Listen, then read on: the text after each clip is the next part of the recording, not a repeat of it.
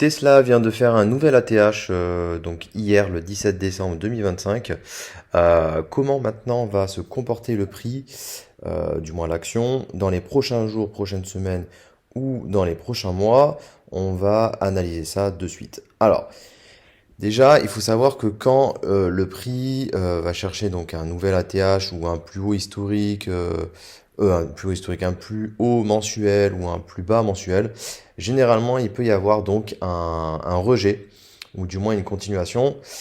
Très souvent, quand on va chercher un nouvel ATH, il faut faire très attention puisqu'il peut y avoir un retournement du prix et donc éventuellement aller chercher donc des zones où le prix doit consolider, rechercher du volume.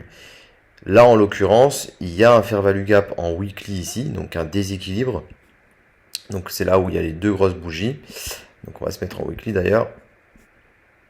Et en fait, il faut savoir que là, dans ce rectangle ici, dans ce déséquilibre-là, il y a eu très peu de volume.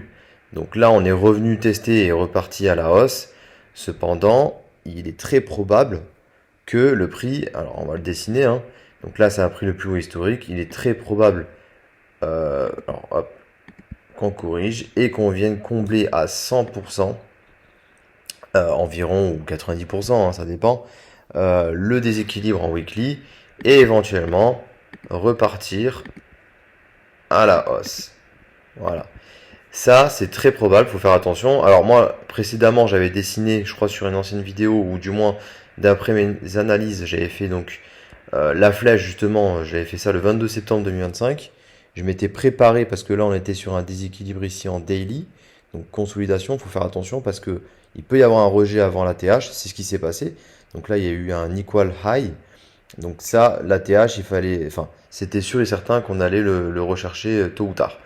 Et donc, j'avais dessiné qu'on allait revenir dans ce déséquilibre. Bon, on l'avait comblé à, allez, je pense à 45%. Et ensuite, on est reparti à la hausse pour rechercher la TH. Maintenant qu'on a pris la TH, il est probable qu'il y ait un rejet et qu'on vienne combler donc quasiment à 100% de nouveau le déséquilibre en weekly. Voilà. Là, c'est ultra intéressant de se positionner ici, bien évidemment. Et potentiellement, je pense que si on fait le retracement de Fibonacci, si on prend ce plus bas ici et ce plus haut, mince, alors on voit pas très bien. On va refaire. Et donc, les 38,2, on va le décaler là, voilà. Le 0,38,2 est bien ici, donc vers justement le déséquilibre en weekly. Il y a les 0,50 ici, donc c'est la zone discount qui commence à partir de 0,50. Donc ouais, les 0,38,2 peuvent être maintenus, méchés peut-être dans le déséquilibre weekly, et ensuite repartir à la hausse. Ça c'est possible. Par contre, ce qui est probable également, c'est qu'on vienne rechercher la zone de rechargement, qui est ici. Hop. Et potentiellement, en plus, il y a un petit déséquilibre ici en weekly de nouveau. Donc on va le dessiner, hein. Si vraiment il y a une correction beaucoup plus profonde, il ne faut pas hésiter à se positionner sur des déséquilibres, mais également sur des zones de rechargement. Donc là, hop, voilà, il y en a un ici, qui correspondrait en plus à peu près à la moyenne mobile de 100 jours. Bon, elle va évoluer hein, d'ici quelques jours, mais c'est possible que ça revienne à peu près là-dedans. Voilà, ça c'est le biais. Par contre, ça c'était le biais, on va dire, bearish. Donc soit on descend, on corrige jusqu'ici et on repart, soit on corrige et on vient chercher la zone de rechargement et ce plus bas.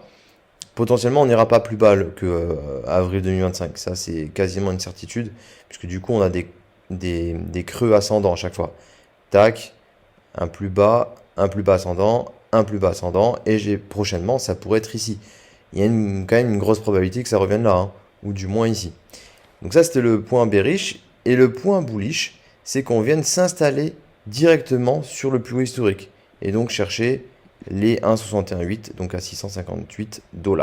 Voilà, mais ça pour le moment, on ne le sait pas. Il faut vraiment que le prix s'installe au-dessus de l'ATH. Voilà. N'hésitez pas à liker la vidéo et à vous abonner. Et je ferai une prochaine vidéo.